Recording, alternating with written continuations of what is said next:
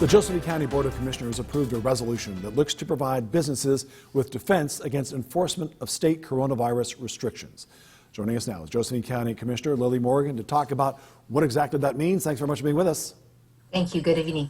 So as we sit right now, should businesses in Josephine County abide by the restrictions as laid out for the freeze? They should. There is executive orders in place giving that direction, and every business owner, every individual has to decide for themselves if they are going to follow those guidelines or not.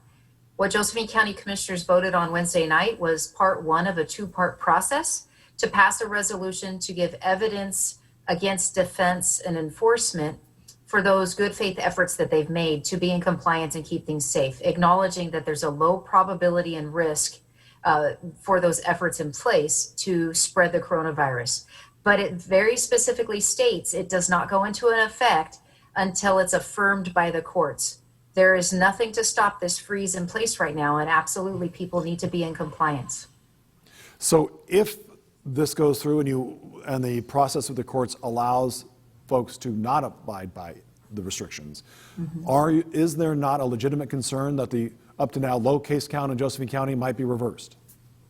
Well, there's a concern this time of year always for increased usage of our medical facilities, and as people get sick for various reasons, not just coronavirus, it's flu, it's cold, it's all those respiratory issues.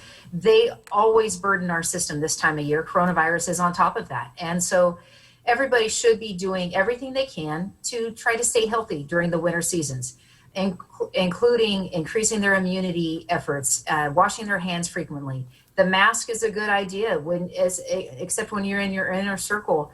There are things that you can do to be safe and precautious. But my concern, and I've expressed this with the governor while I was on the call, while the board was voting on it, I was on a call with the governor and I said, Governor, the overall health of our community is a concern as well, and the mental health of our community is a concern.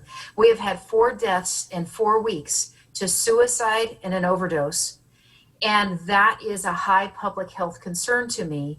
It's not that coronavirus is not a concern, it's that the impacts of mental health in the community are having a greater risk right now in my community. Well, isn't there a legitimate argument made that the reason the risk of one is not as high is because people have been so good at complying with the regulations they've been asked to follow? I'm not asking anybody to not follow regulations. I'm asking people to be given credit for the efforts that they've made. That those places that have shown that there's a low propensity for risk are restaurants, the churches. Those that have put those safety protocols in place are not seeing spread in those locations. So they should be acknowledged. And that's, while I was on the call with the governor, that's what I said. Give credit to those places that have done their efforts to keep people safe and let them stay open. There is absolutely a need to be cautious. There's absolutely a need to move forward, but there's also a need for people's mental health. They are overwhelmed with the fatigue of all of this, and there has to be options for them as well. We've been in talks with our mental health agencies. We've been in talk with the state epidemiologists and our public health officials. We're not making these decisions in a box. We are on weekly calls with the state agencies. We're working with all of them. And so we're not saying the governor doesn't have authority. We're saying give credit to those that have made those efforts and a defense for them against enforcement.